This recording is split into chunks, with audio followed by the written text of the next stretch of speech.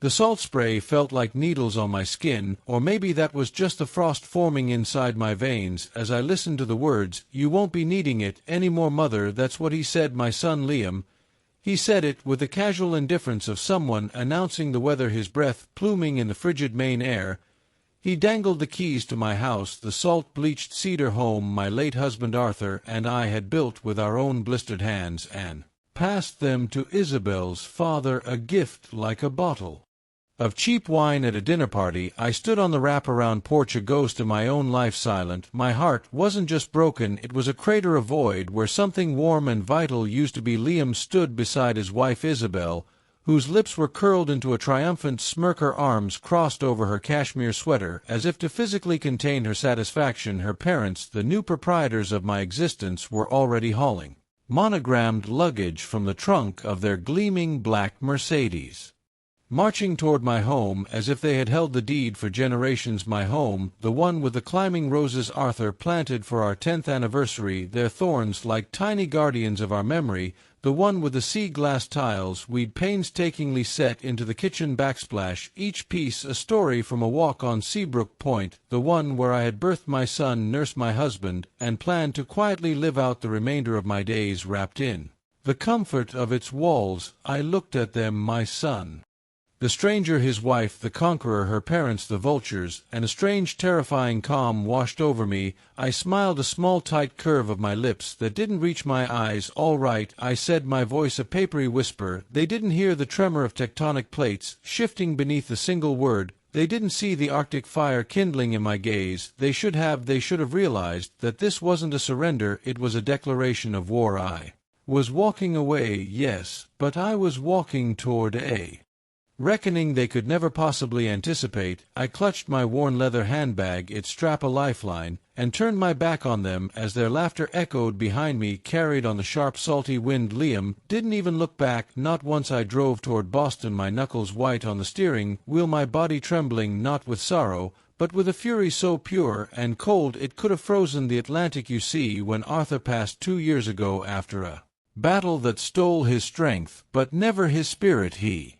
left me everything, the house, the land. It stood on the savings we had meticulously gathered over 40 years. We were not people of great wealth, but that house was our masterpiece. It was the physical manifestation of our life's partnership. When Liam lost his job at the tech firm and came slinking back home, tail between his legs, I didn't hesitate. I opened my arms, and my home I gave him and Isabel, the entire guest wing, the one with the ocean view. I cooked their meals, laundered their clothes, and rocked their colicky infant daughter Charlotte through sleepless nights, asking for nothing in return. I thought we were a family, a word that I was beginning to learn had been redefined behind my back. The change began suddenly after Arthur's funeral, a slow, insidious poison. First, it was Isabel suggesting a fresh start for me in a Boston condo. "The city has so much more to offer a woman of your age, Eleanor," she chirped, her voice dripping with false concern.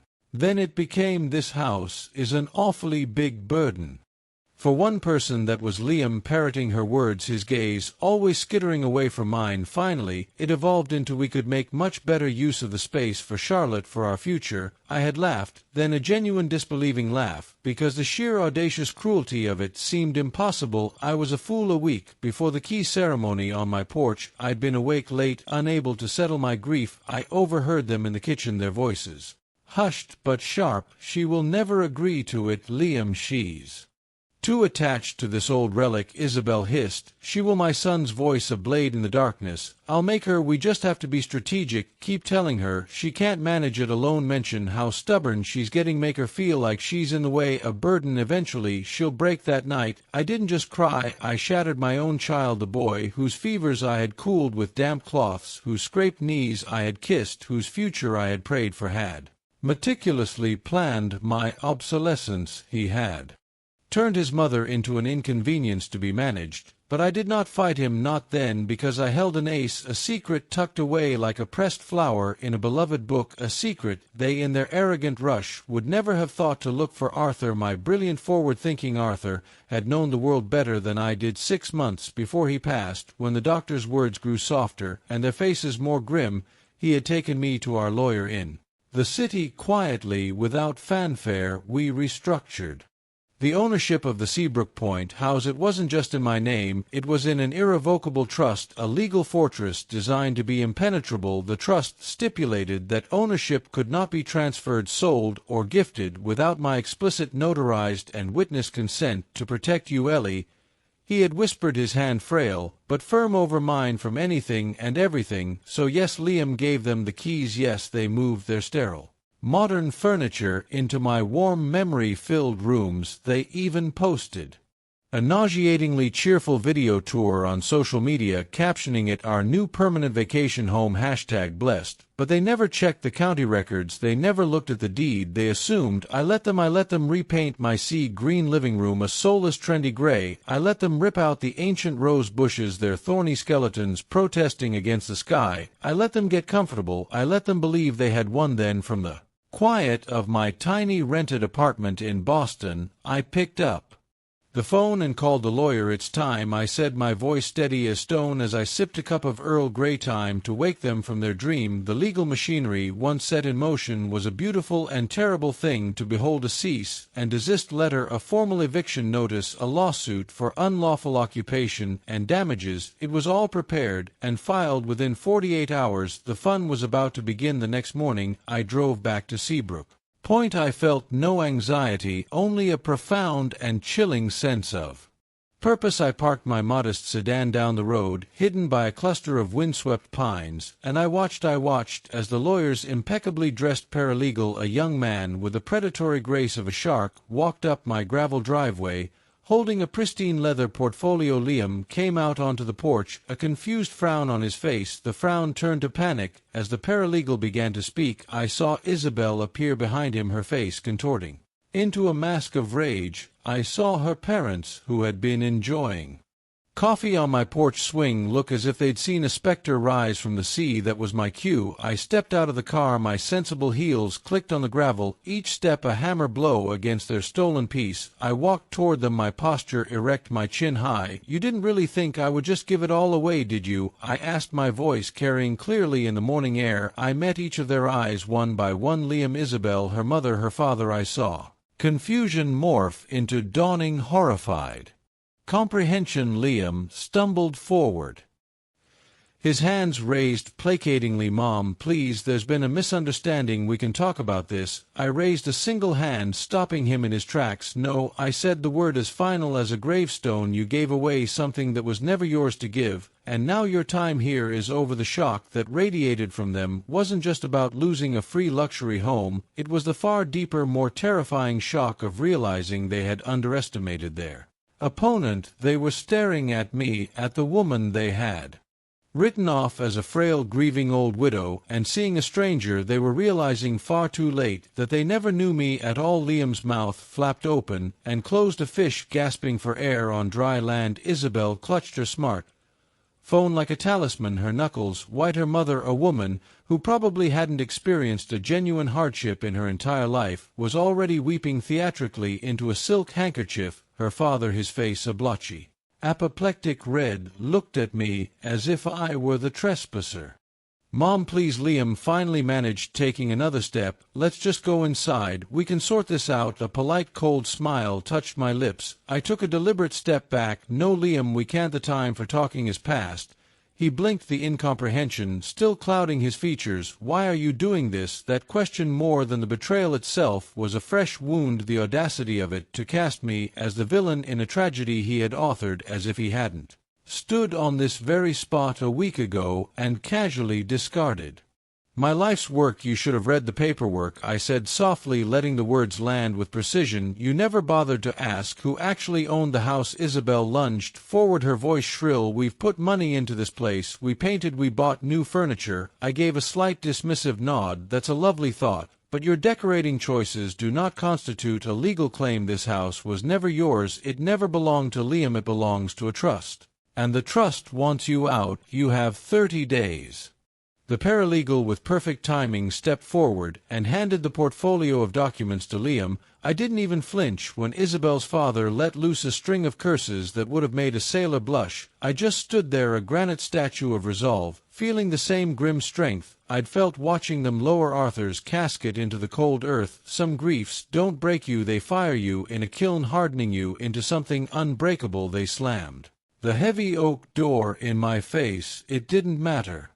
I had already won the war. For the next 3 days, I didn't go near the house. I took refuge in Boston with my oldest friend. Beatrice B. was my college roommate, a fiery artist with a laugh like a brass band and a spine of pure titanium. When I told her the whole sordid story over chamomile tea, she didn't even blink. I told you that girl was a viper, she said, pouring more tea with a satisfying clatter. And your son, honestly, Eleanor, I'd be tempted to slap some sense into him myself. A real smile the first in weeks touched my lips, but the ache was still there, a low hum beneath the surface of my anger. B saw it. She leaned forward, her expression softening. Are you sure you want to see this through to the bitter end? I nodded, my resolve hardening once more. They have to learn, B. You don't steal from someone who gave you everything. There must be consequences. She smiled, a slow wolfish grin. Good, then let's make it memorable. The following weekend I returned to Seabrook Point. I wasn't alone. B came with me, as did my lawyer and a burly silent man from a locksmithing company. They watched from the bay windows, their faces pale and furious, as the locksmith efficiently drilled out the lock Isabel had installed. My lawyer stood sentinel, holding the court order. The locksmith just hummed a cheerful off-key tune as he worked a bizarre soundtrack to their eviction. With a final click, the door swung open. They stood there, a tableau of impotent rage. Isabel's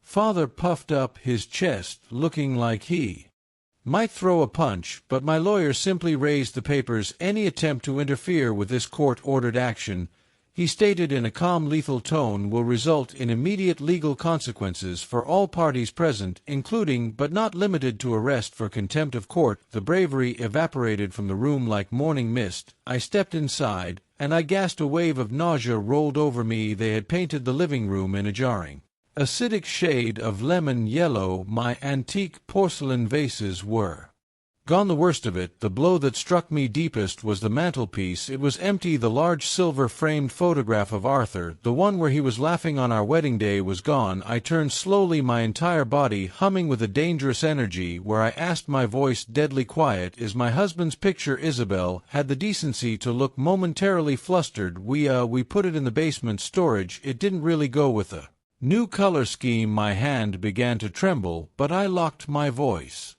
in a cage of ice. You put my husband in the basement behind me. I heard B whisper, oh honey, they done messed up now. I didn't scream, I didn't raise my voice. I walked with preternatural calm to the basement door, went down the creaking steps, and found Arthur's smiling face leaning against a damp concrete wall next to a box of discarded Christmas decorations. I retrieved the photograph, cradling it to my chest. Then I walked back upstairs, looked my lawyer dead in the eye, and said, they have 7 days, not 37. I want this house emptied and cleaned. I want every single thing that belongs to me left intact. If so much as a teacup is missing, they can explain to a judge why they chose to disrespect a court order. The next week was, I admit, deliciously satisfying. I would park down the street and watch moving trucks rumbled in and out. Furniture was hauled away. Her parents scowled at me whenever they caught a glimpse of my car. Liam, to his credit, couldn't seem to look me in the eye at all. But this wasn't about vengeance, not really. It was about dignity. It was for me, for the woman who had built a life, raised a child, buried a husband, and refused to be erased on the 7th day. I walked back into my house. It was empty, spotless. The air smelled of bleach instead of memories.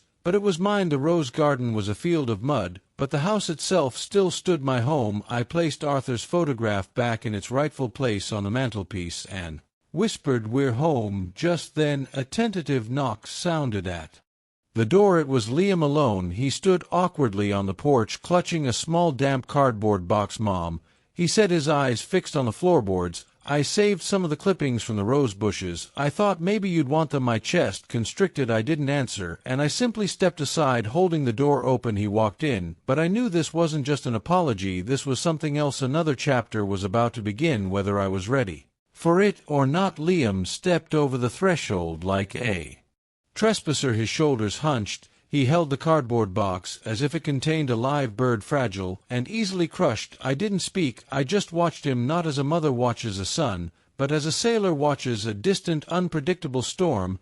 He stood in the foyer near the old grandfather clock, whose steady tick-tock had been the heartbeat of this house. For 40 years Arthur used to wind it. Every Sunday Liam's eyes darted around the empty space as if seeing it for the first time. I brought these, he repeated, his voice raspy, holding the box out. Tea. Oh me, I took it. Inside, nestled in damp soil, were a dozen short thorny stems, my roses, the ones Arthur had called his sunshine roses because of their vibrant yellow hue. I ran a finger over the edge of a plastic pot. The soil was cold. They're not blooming. I stated the words flat. They will, he replied quickly. They just need time, so do. I thought. I turned toward the kitchen. Do you want tea? He hesitated for a fraction of a second. Yes, sure. I motioned to the small breakfast table by the window, the one that caught the morning light. He sat, his posture rigid, his hands clasped on the table. As I filled the kettle, the ghost of another memory surfaced. The last time we'd had tea here together was the day after Arthur's funeral. He had wept that day, real tears, and squeezed my hand. I'll always take care of you, Mom. He'd vowed a promise that had dissolved like sugar in hot water. I placed a mug before him and sat opposite. I'm sorry, he mumbled, staring into his cup. The words hung in the air hollow.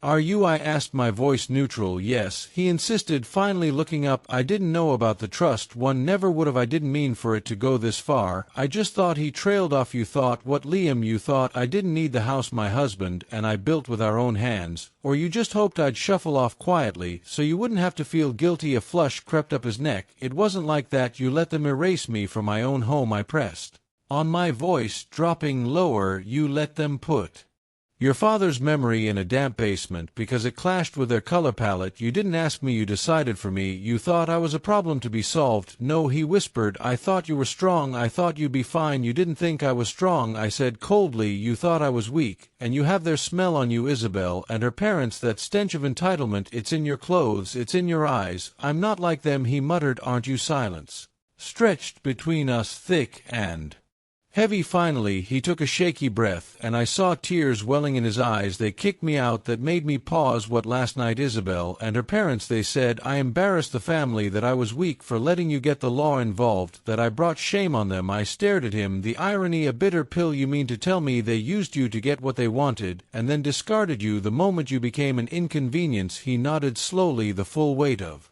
his folly crashing down on him. And Isabel, your wife, she's staying with them, he whispered. She said she needs to reflect on the kind of man I've become. A laugh escaped me, a hollow, harsh sound that echoed in the empty kitchen. She used you, Liam. They all did. You were the key, and now that the lock has changed, you're no longer useful, and you come here to me. What do you want? Sympathy? No, he said, his voice cracking. I came here because it's the only place that has ever felt like home. My throat tightened. A wave of fury and sorrow washed over me. I wanted to scream, to shake him, to demand why. He only realized that after he had tried to give it away. But I held my tongue. I looked at him, truly looked at him, and beneath the shame and the exhaustion I saw a glimmer of the little boy he once was. Lost and scared. I don't know who I am anymore, he whispered. You're a man who made a terrible mistake, I said, my voice softening almost imperceptibly, and now you have the opportunity to decide what kind of man you're going to be next. Hope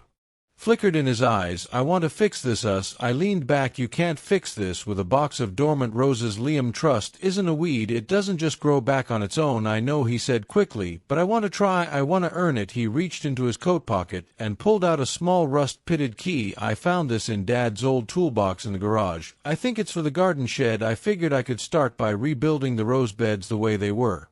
I stared at the key. My fingers twitched, but I didn't. Take it, put it on the table, I said. He complied. Now go. What go? Not forever, just for now. Go find a room in town. Let me breathe. Let me think. He hesitated, then gave a slow, defeated nod. Okay, Mom. I watched him walk out the door and drive away. I sat there for a long time staring at the little key on my kitchen table. That night, I called Be well, she asked, skipping the pleasantries. Did the prodigal son cry? Almost, I said. She snorted. Good, it's a start. So what now, Eleanor? Do you think people can really change? I looked out the window at the dark, wounded earth where my garden used to be. I don't know, Bea, but Arthur always said you judge a man not by how he falls, but by how he gets back up the next morning. I sent Liam a single text message. Be here at 7 a.m. Bring work gloves at 6 a.m. His beat-up sedan pulled into the driveway. He got out wearing old jeans and a faded hoodie. He looked tired, but he also looked present, grounded. I was waiting on the porch with 2 mugs of coffee. I was sure you'd come. I said, handing one to him. I just wanted to see if you'd be early or late. I'm on time, he said. It's a start, I replied, and led him to the barren patch of earth. That section was your father's, the yellow ones this side was mine, white climbers. Let's get to work. We worked in silence for hours, turning the soil, mixing in compost, gently placing the fragile clippings into the earth. It was awkward, he was clumsy, but he listened, he learned. By noon we had planted a ghost of a garden for the next several weeks. That was our routine. He would arrive at 7, and we would work. We rebuilt the flower beds, we revarnished the porch swing, we repainted the kitchen, this time in a soft sea green, the color of memory.